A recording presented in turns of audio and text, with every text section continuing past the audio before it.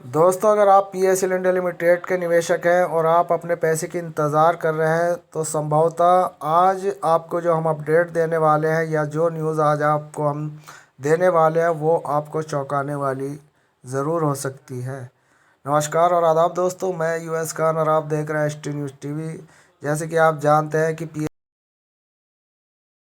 है और हम अपनी तरफ से एड़ी चोटी का जोर लगाकर देख चुके हैं। सेबी विभाग हमारा पैसा नहीं दे रही है और प्रोसीजर के नाम पर इस वक्त जो 2, ढाई और 10,000 का जो झुंझुना हमें थमा रखा है उसमें ही हम लोगों को घुमा रखा है। और 2014 से लेकर 2021 आ चुका, लेकिन अभी तक पैसा नहीं मिला। और रही बात धरना प्रदर्शन करने वाले कर्मठ साथियों की, तो दोस्तों इन सब कर्मठ साथियों ने जो है इस वक्त अपना एड़ी चोटी का जोर सेबी विभाग के मुख्यालय पर लगा रखा है। और सेबी मुख्यालय पर इस वक्त जो हमारा जो धरने प्रदर्शन करने वाले कर्मठ साथी हैं, जैसे कि अमित गर्ग साहब हैं और बहुत से बड़े बड़े नेता उनके साथ हैं, यहाँ तक कि आम आदमी पार्टी के नेता भी उनके साथ हैं। और वो सेबी विभाग के ऑफिस पर गए, जहाँ पर उनके ऑफिस में एक कर्मचारी वहाँ पर बैठा मिला। और वो कर्मचारी भी ऐसा था जिसको देखकर ऐसा लगता था जैसा वो कोई सेबी विभाग का कोई चपरासी या चाय बेचने वाला कोई कर्मचारी हो। अब दोस्तों, सेबी मुख्यालय के इतने बड़े विभाग में एक कर्मचारी से जो इन्होंने बात की, उस बात से ऐसा लगता है कि पीएसएल इंडिया लिमिटेड के मैटर में निवेशकों का पैसा लगभग ये विभाग खा चुका है। 49,100 करोड़ रुपया गबन हो चुका है, क्योंकि वहाँ पर कोई भी सही तरीके से उस मच्छर छाप ऑफिसर ने कोई सही जवाब नहीं दिया।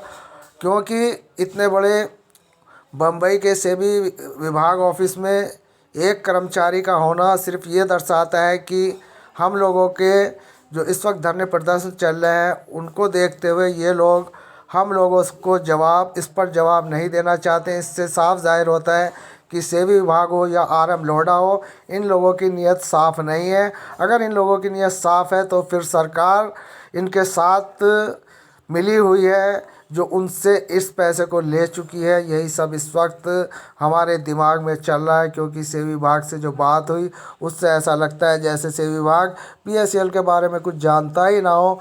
और हमारे हमारे अमित गर्ग साहब जो एडवोकेट हैं, जो एक बहुत बड़े कर्मठ साथी हैं, उन्होंने अपनी पूरे एड़ी चोटी का जोर लगाकर सेबी विभाग पर जाकर धरना प्रदर्शन किया। लेकिन वहाँ पर ऑफिसरों का नदारद होना इस बात की पुष्टि करता है कि पीएसएल के मैटर में अब कुछ नहीं रहा, ये पैसा गबन हो चुका और हमें इसकी उम्मीद नहीं करनी चाहिए।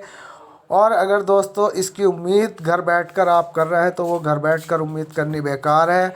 कुछ करो और मरो की स्थिति में अगर आप लोग कुछ कर सकते हैं तो शायद है कि कुछ निवेशकों का उद्धार होए या उनका पैसा मिल सके। लेकिन जो हालात इस वक्त चल रहे हैं उसमें पैसा गबन हो चुका है और ये स्पष्ट यहाँ पर दिख रहा है, चाहे सेबी विभाग की हेल्पलाइन हो या सेबी विभाग के ब्रांच पर आप जाए, यानी कि सेबी विभाग के हेड ऑफिस पर धरना प्रदर्शन कर आप देख लें, कुछ भी आपके हाथ नहीं लगने वाला। सब यहाँ पर हवाई चल रहा है दोस्तों। यही हालात इस वक्त सेबी विभाग के हैं।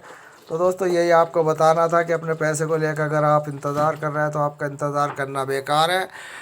जबकि कंपनी, आप जानते हैं कि कंपनी कितनी पुरानी है। 1956 के तहत 13 फरवरी 2096 में यह पंजीकृत हुई थी और रियल इस्टेट के नाम पर यह पूरे भारत में काम कर रही थी। लेकिन कंपनी पर जो इस वक्त गाज गिराई गई 2014 में, तो जब से लेकर और अभी तक निवेशकों का पैसा सेबी विभाग, आरएम लोढ़ा और ये भारतीय प्रतिभूति नियामक बोर्ड लेकर बैठी हुई है, निवेशकों को खून के आंसू पर रुला रही है। और दोस्तों हमारा पैसा अब हमें नहीं मिलेगा, ये हमें बिल्कुल स्पष्ट दिखने लगा है। दोस्तों मिलता है फिर किसी नई अपडेट।